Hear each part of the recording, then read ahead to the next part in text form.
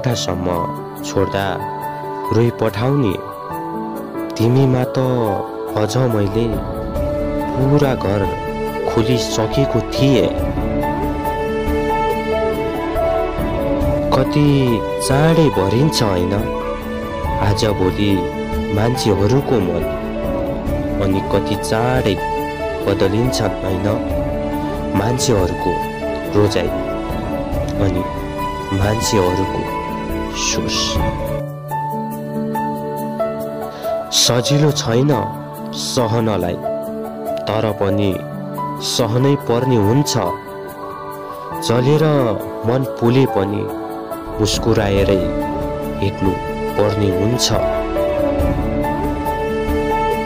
आफ्नो हुँदैनन् यहाँ कोही पनि, आफ्नै हो भनेर नाटक गर्नुपर्ने हुन्छ। टुटेको फुटेको भए पनि जिन्दगीलाई जिउनै पर्ने हुन्छ। भरोसामा मै जिउँदै थिएँ, आखिर भरोसाले नै मार्यो। यदि थाकिहाल्यो भने कहीँ कसैको बुहारी बनेर, तब मेरो पुरानो प्रेमिका बनेर भेट्न आउनु तिमी।